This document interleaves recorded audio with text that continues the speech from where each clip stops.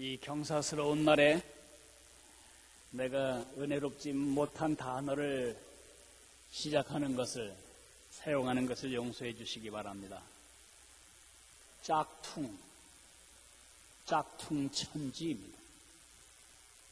짝퉁이 없는 게 없습니다. 짝퉁 가방이 있습니다.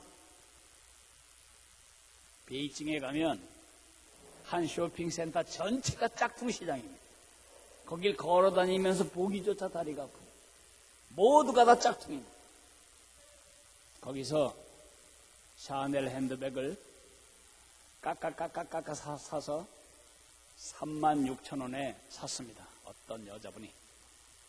그리고 공항에 와서 진품 똑같은 백을 봤는데 100만 원이었습니다. 100만 원짜리 가방을 36,000원에 샀다고 좋아하실 거 없습니다. 그건 여전히 짝퉁일 뿐입니다. 짝퉁 가방만 있는 게 짝퉁 신발도 있습니다. 짝퉁 시계도 있습니다. 수천만 원 하는 거 5만 원 안 줘도 삽니다. 짝퉁 석유도 있습니다. 석유는 석유인데 석유가 아닙니다. 짝퉁 석유만 있냐? 심지어 짝퉁 참기름까지 있습니다. 참기름 앞에 참자에 큰 글자를 쓸수록 의심을 해볼 필요가 있습니다. 짝퉁을 정의하자면 짝퉁이란 말은 진짜와 거의 똑같이 만든 가짜 상품, 그렇게 사전에 정의되어 있습니다. 이 말은 신조어입니다. 짝퉁. 명품의 이름도 가지고 있고요, 명품의 모양도 가지고 있어요. 그렇지만은 명품의 내용도 없고 명품의 기능도 없는 모조품의 비속어가 바로 짝퉁입니다. 한동안은 한국이 짝퉁 1위였어요. 짝퉁 제조국가 1위.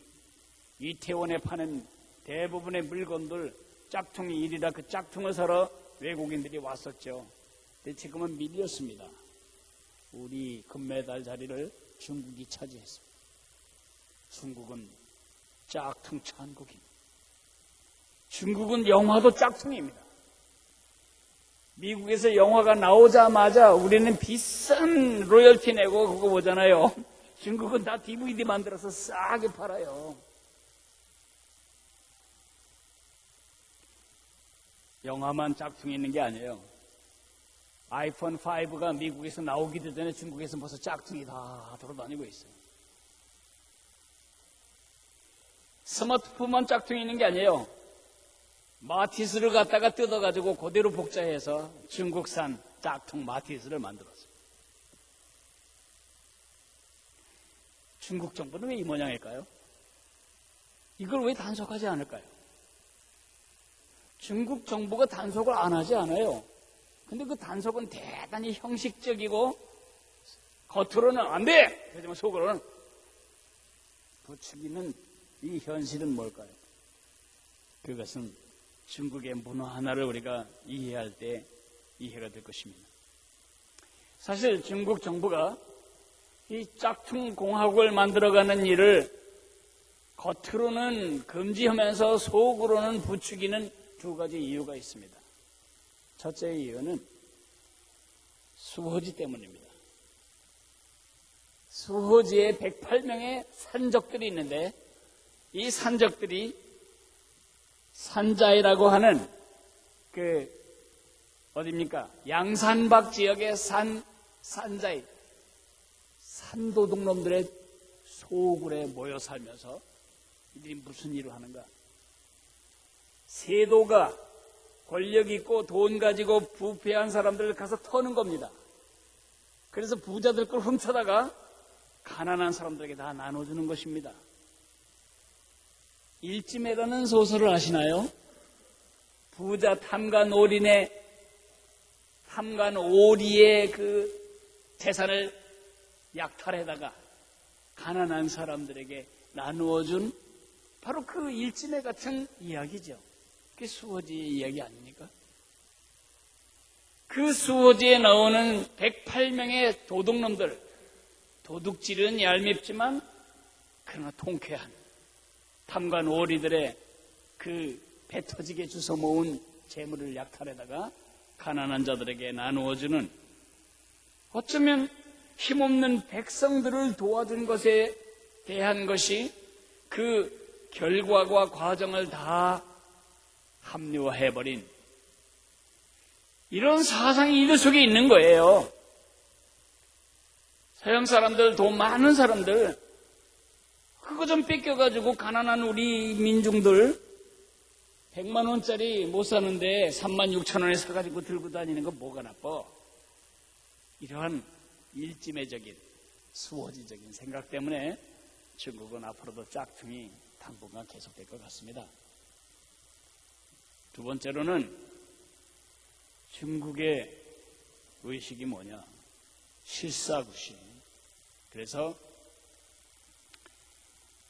여기서부터 이 바닥부터 연구해가지고 거기까지 가려면 죽었다 깨도 못 따라가니까 가장 발달한 외국과 하나를 갖다가 다 뜯어서 그걸 모방하고 그걸 학습하고 그것을 흉내내서 만들면 남들이 50년 개발한 걸 5개월 안에 쫓아갈 수 있지 않냐. 이게 중국의 논리입니다.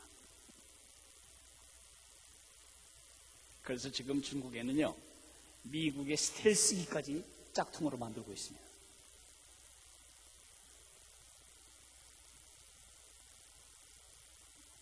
괜찮아 보입니까? 지금 제 얘기가? 아닙니다. 중국은 세계에서 두 번째로 부자 나라입니다. 그러나 자체 브랜드가 없습니다. 짝퉁은 중국의 기업의 건강한 발전을 가로막고, 중국 제품하면 싸구려 메이드 인 치나, 메이드 인 치나, 차이나라고 나가 마드 인 치나, 그렇게 멸시받는 산업으로 그 산업을 지금 발목 잡고 있습니다. 저도 처음에 중국에 갔을 때 누가 사주고 그래서 짝퉁 시장에서 가방도 사고 몽블랑 만년필도 사고 그랬어요. 너무 싸고 재미도 있고. 이게 말이지, 비행기 타고 한국 오는 사이에 안 나오는 거야. 가방 사가지고 집에 와서 이 지퍼 여는 순간 지퍼 꼬닥지가 떨어지는 거야. 짝퉁은 만들어도 손해, 팔아도 손해, 사도 손해, 다 손해입니다. 짝퉁은 절대 이익이 되지 못합니다. 남의 희생을, 남의 노력을, 남의 투자를 편승해서, 그 남이 죽으라고 투자해 놓은 거기에 편승해서 먹는 건 도둑질이에요. 짝퉁은 우리하고 거리가 먼, 아예 관계가 없는 단어가 되었으면 좋겠다 생각을 합니다. 그러나 짝퉁 가방 3만 6천 원 사고 비행기 타고 오다가 지퍼 떨어져서 버린다고 해도 그렇게 속이 쓰리진 않아요. 근데 영원히 속이 쓰릴 짝퉁이 하나 있다는 것은 기억해둬야 합니다. 그것은 짝퉁 믿음입니다. 불편한 진실, 아주 불편한 진실, 저런 말은 듣고 싶지 않은 불편한 진실이 있는데 믿음에도 짝퉁이 있습니다. 미국의 한 노부부가 슈퍼마켓에서 참기름이라고 써 있어서 사다가 음식을 해보면 그 맛이 안 나와. 평생 잡수신 노인의 정확한 입맛에 그거는 짝퉁이에요. 그래서 이분들이 우리 진짜 참기름을 한국에서 수입해다가 짜다가 직접 짜다가 여기서 팔면 교포들에게 참 교포들이 좋아하겠다, 비즈니스가 되겠다 생각하고 진짜 깨를 가지고 자기가 눈으로 본 그 현장에서 짜가지고 양심껏 병을 담아서 이제 그거 다 해서 가져갔어요. 아무도 안 사는 거예요. 왜 안 살까요? 가짜의 입이 아주 중독이 되어가지고 진짜 참기름을 먹을 수가 없는 거예요. 우리가 지금 그런 상황입니다. 가짜 믿음에 중독이 되고 길이 들여져서 진짜 믿음이 광신도 같고 이상하고 어색하고 촌스럽고 시대적이지 않은 것 같고 합리적이지 않은 것 같은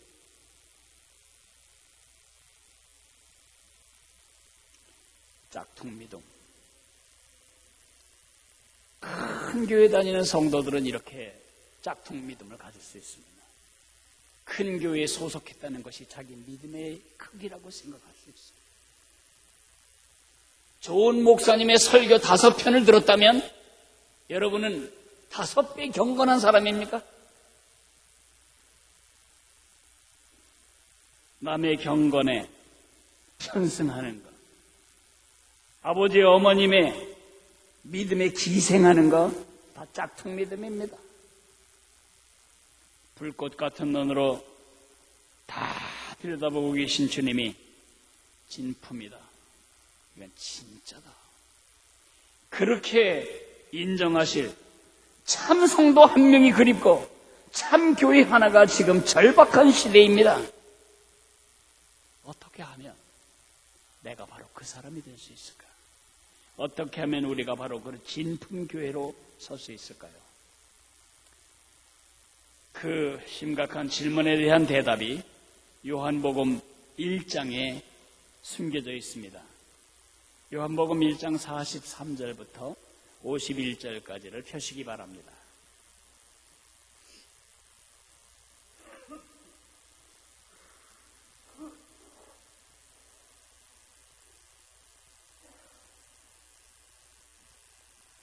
한 절씩 나누어 읽습니다. 이튿날 예수께서 갈릴리로 나가려 하시다가 빌립을 만나 이르시되 나를 따르라 하시니 빌립이 나다나엘을 찾아 이르되 모세가 율법에 기록하였고 여러 선지자가 그 기록한 그 일을 우리가 만났으니 요셉의 아들 나사렛 예수니라.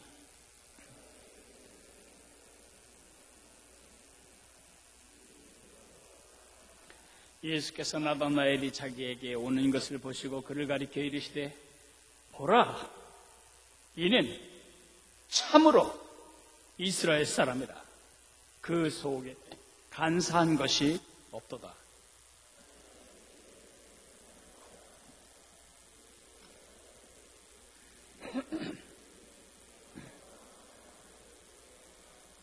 나다나엘이 대답하되 라삐여, 당신은 하나님의 아들이시요 당신은 이스라엘의 임금이로소이다.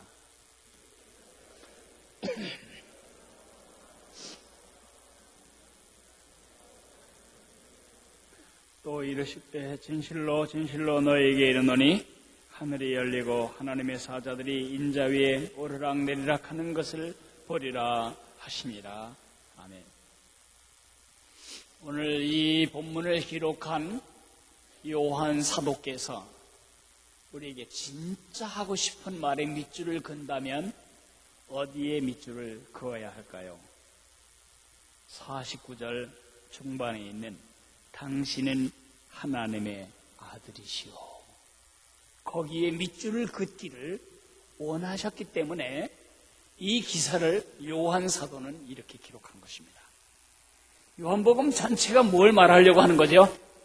예수님은 하나님이시다. 예수님은 하나님의 아들이시다. 저도 하나님의 아들이에요. 저도 하나님 보고 아버지라고 하니까요. 제가 하나님의 아들인 것과 예수님이 아들 하나님이라고 부르는 것은 다른 말입니다. 예수님이 하나님의 아들이라고 고백된 것은 그분은 아들이신 하나님, 즉 하나님이란 뜻입니다. 이 본문 역시 예수님은 온 천지 만물을 다 뚫어보고 계신 전지전능의 하나님이시다. 그것을 보이기 위해서 나다나엘의 속을 꿰뚫어 보시고 나다나엘을 만나기 전에 나다나엘이 무화과나무 밑에 앉아 있었던 것도 아시고 그 무화과나무 아래서 창세기 28장에 야곱이 베델에서 하늘로 이어지는 천사가 오르락내리락하는 사닥다리 꿈을 꾸는 것을 묵상한 생각까지도 예수님 다 알고 계셨다. 결론은 뭐죠? 그러므로 예수님은 하나님이시다. 그게 오늘 본문에서 요한 사도가 우리에게 강조하려고 하는 그것입니다. 여러분이 만약에 이 본문을 읽다가 이 자리에 당신은 하나님의 아들이시오 거기에 죄를 그으셨다면 요한 사도는 빙그레 미소 지을 것입니다. 말귀를 알아듣는구만. 저는 오늘 요한 사도께서 말씀하신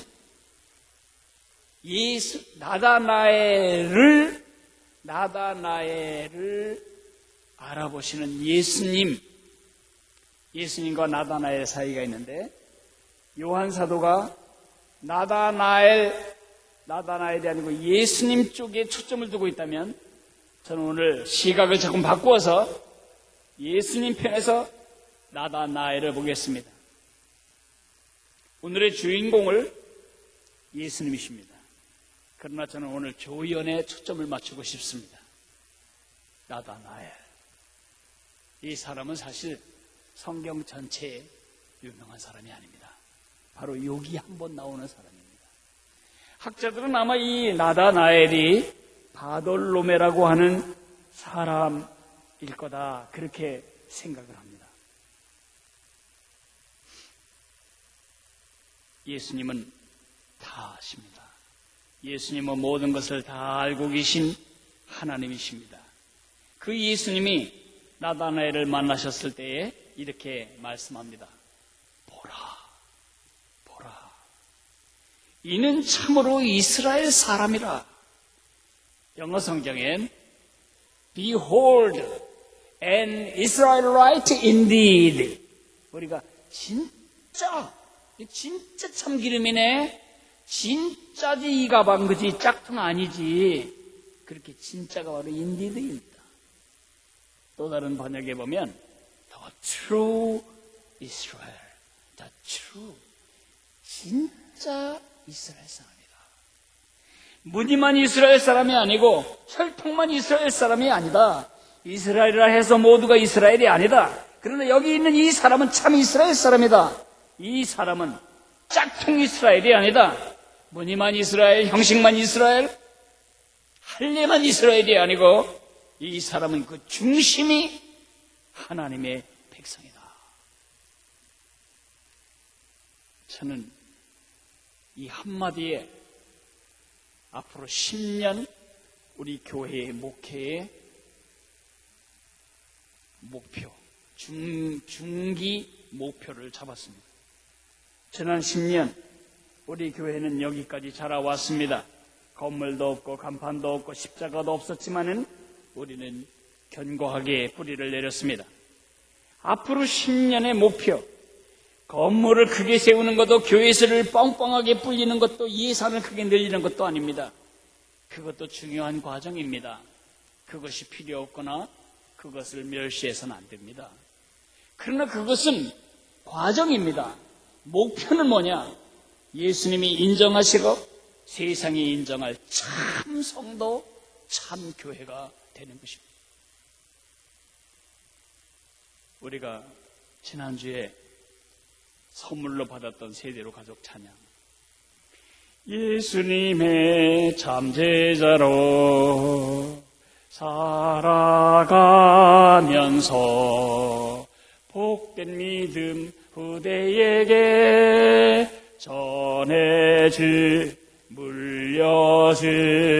물려주리라. 작은 예수 살아가며 주님께 영광, 작은 예수 세움으로 세상의 축복이 되는 것입니다. 그것이 앞으로 10년 우리가 해야 할 일입니다. 여러분도 작은 예수로 살아가는 한 성도로서 여러분을 바라보는 하나님께 영광이 되고 작은 예수를 세움으로 온 세상을 축복하기를 바라십니까? 그렇게 하기를 원한다면 나다나엘에게서 두 가지를 배워야 합니다. 첫째는 기준점을 놓치지 않아야 합니다. 그럼 국가 기준점이라는 것을 들어보신 적이 있나요? 국가 기준점이 있습니다. 서울은 서울의 기준점이 있고 뭐 한 도시면 도시의 기준점이 있습니다.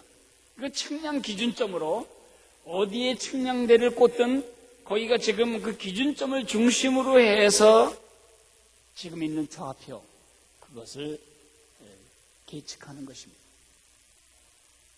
저것을 만약에 누가 500m 아무쪽 다른 데다 갖다 박아놓으면 어떤 일이 벌어질까요?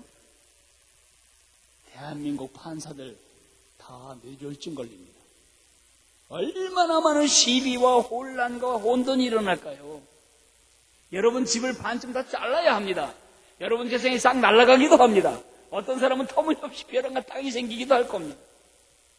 여러분이 지금 등기부 등본을 가지고 내 땅이라고 주장하며 그 땅의 소유권을 유지할 수 있는 것은 바로 저 국가 기준점 때문입니다.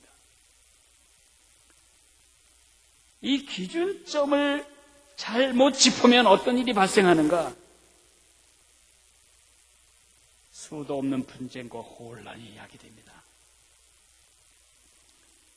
제가 아는 한 어른은 누군가가 이분의 헌신을 소중히 생각해서 집 설계를 해주셨어요. 제가 집을, 땅은 원래 있으니까 집을 새로 짓되 설계를 제가 섬기겠습니다. 그래서 설계를 해서 집을 3층을 잘 지었어요.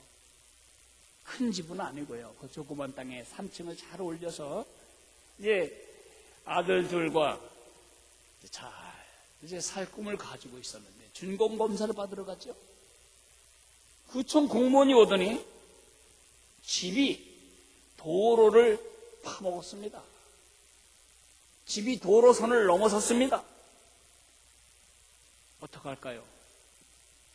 집을 자르십시오. 다 지은 집을 자르라는 것입니다.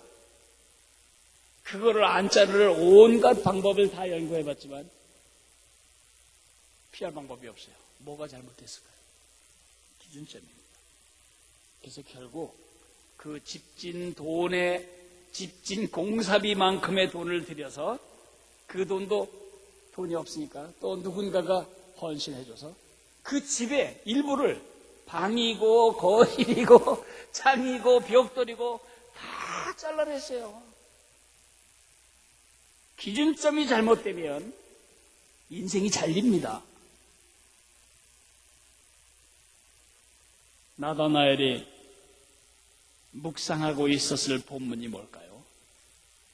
오늘 본문을 자세히 읽어보면 나다나엘이 묵상하고 있었을 본문은 창세기의 28장에 야곱이 베델에서 하나님을 만나는 이런 장면입니다.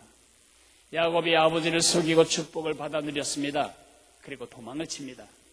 도망가다가 날이 저물자 베델이라고 하는 곳에서 돌 베개를 하나 놓고 거기 잠을 자는데 꿈을 꿉니다. 꿈에 저 하늘과 자기가 누운 자리가 연결되는 사다리가 전개되더니 그 사다리 위로 천사들이 오르락 내리락 하는 것입니다. 자기를 보살피고 하나님의 뜻을 수행하는 그 하나님의 자리가 여기구나, 집이 여기구나 그래 생각하고 그곳에 그 돌 놓고 기름을 붓고 제단을 쌓고 하나님을 경배합니다. 그날 이후로 이 사기꾼 야곱, 협작꾼 같은 야곱의 삶의 기준점이 생기게 됩니다. 그 기준점은 여호와예요.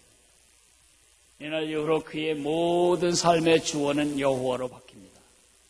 아직도 여전히 사기성이 농후하고 아직도 임기응변에 능하긴 하지만 그러나 야곱은 계속해서 그 기준점에 맞는 바른 삶을 세워가게 됩니다.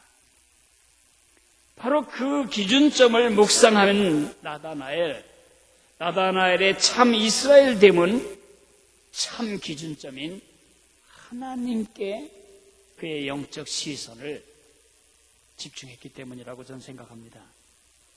무엇을 기준점으로 잡느냐에 따라서 삶의 대열이 달라집니다. 운동장 한복판에 있는 학생에게 너 기준! 그러면 대열이 거기에 만들어집니다. 요 앞에 노는 아이에게 너 기준 그러면 대열은 이 앞에 서게 됩니다.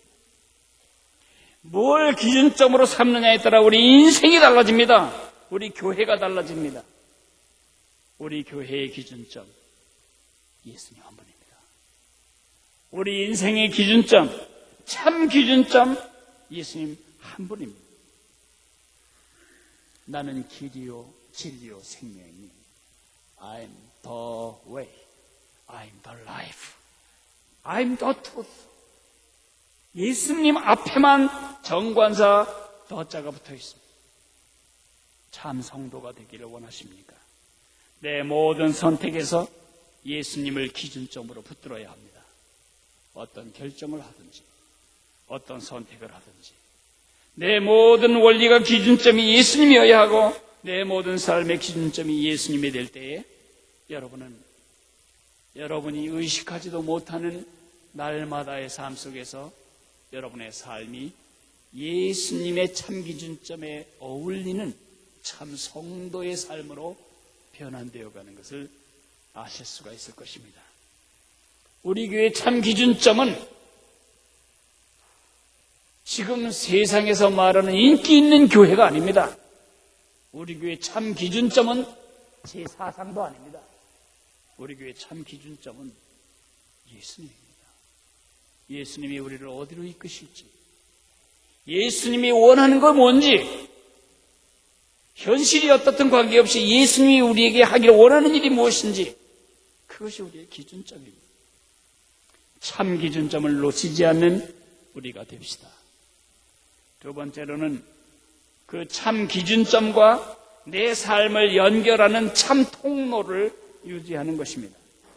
나다나엘의 참됨과 그의 무화과 나무 아래에 있음은 깊은 상관관계가 있습니다. 내가 너를 무화과 나무 아래에 앉아있을 때부터 너를 보았다.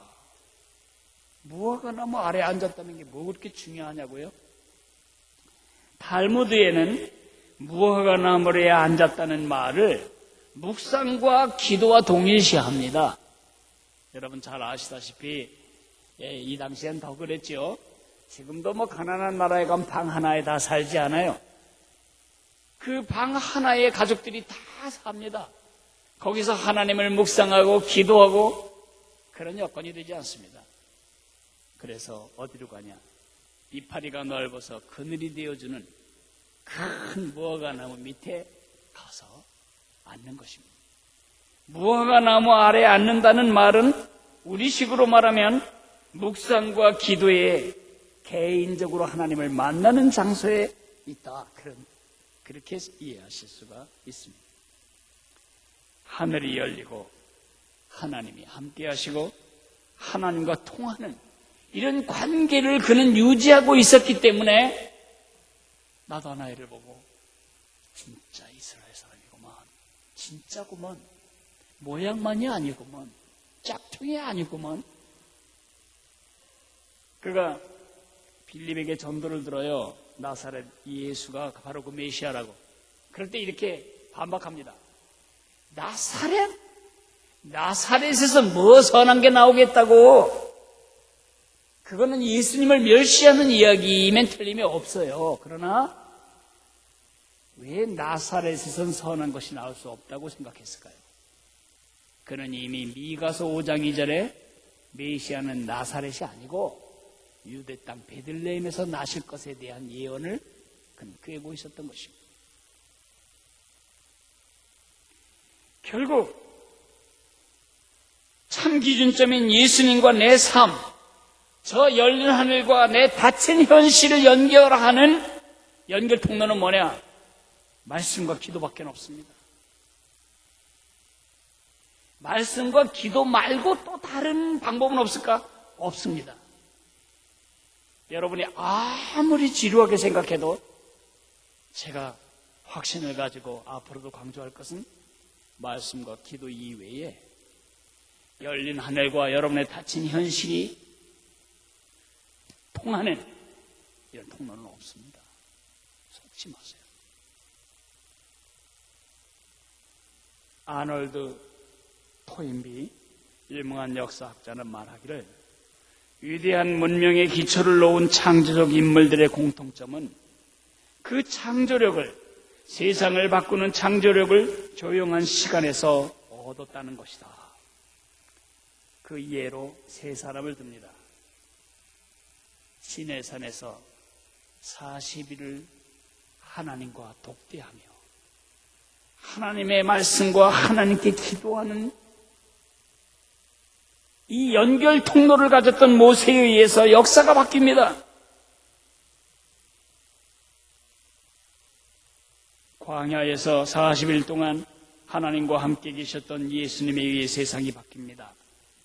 아라비아 광야에서 바울은 3년 동안 아무도 방해하지 않는 그 외로운 속에서 하나님의 말씀과 하나님께 기도로 그는 그 통로를 확보합니다.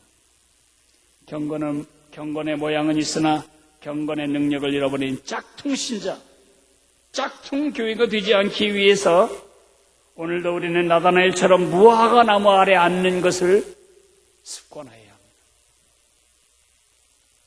저는 아프리카에서 제2의 종교개혁, 제 영혼의 첫 번째 종교개혁이 있다면 예수님을 구주로 믿은 것이고, 두 번째 종교개혁이 있다면 새로운 목회의 그림. 왜 이걸 내가 개인적인 종교개혁이나 영적인 종교개혁으로 부르는가? 아프리카의 그 열린 하늘 밑에서 살아가는 야생동물들, 얼마나 아름다운지, 얼마나 힘이 있는지, 얼마나 매력적인지, 얼마나 감동적인지. 그러나 제가 배운 목회, 제가 10년간 해온 목회는 한우 목장, 한우 키우는, 그래서 많이 움직이지 못하게 하고 가둬놓고 음식 많이 주고 운동 적게 시켜서 살 찌우고, 양돈장에 돼지 키우기, 양계장에 닭 키우지, 학교에서 학생 잡아놓고 들어가든 말든 퍼부어 쑤셔넣는 학교식 신앙 양육을 그렇게 저도 받아왔고, 지난 10년 동안 저도 여러분에게 그런 식으로 해왔어요. 이건 하나님이 의도한 그림이 아닙니다. 성도들은 소극적이 되고, 교회 의존적이 되고, 목회자 의존적이 되고, 남의 영생에, 남의 영성에 편승하고 기생하는 그런 믿음으로 만족하는 이런 이 현실, 어디서부터 시작해야 할까? 여러분의 종교개혁은 어디서 시작해야 될까요? 여러분의 영적인 종교개혁은 젖병을 집어던지고 숟가락질과 젓가락질을 시작하면서부터 시작됩니다. 젖병을 집어던지고, 소젖이든 사람젖이든 모든 젖은 남의 몸에서 소화된 음식을 먹는 것입니다. 여러분이 일주일에 한 번씩 제 설교를 듣고 인생이 달라질 수 없습니다. 영적으로 성숙할 수 없습니다. 여러분 숟갈질로 직접 여기서 퍼먹고, 여러분 젓갈질로 직접 하나님과 통하지 않으면 나다나엘 같은 경건의 능력을 가진 참 성도로 사기가 어렵다는 것입니다. 말씀을 맺겠습니다. 예수님이 기뻐하실 참 성도가 됩시다. 예수님이 기뻐하실 참 교회가 됩시다. 예수님이 인정하실 참 성도가 되시기 바랍니다. 예수님이 인정하실 그런 참 교회로 우리 교회를 갖고 갑시다. 예수님이 자랑스러워하실 참 성도가 되시기 바랍니다. 여기 좀 봐라, 쟤 좀 봐라, 진짜다, 진짜.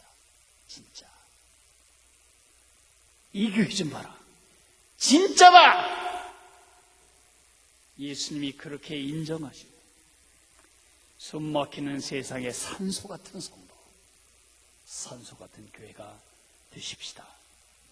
오늘 성찬식을 거행하면서 이런 기도를 주 앞에 드리겠습니다. 성찬 컨셉은 참 성도, 참 교회입니다.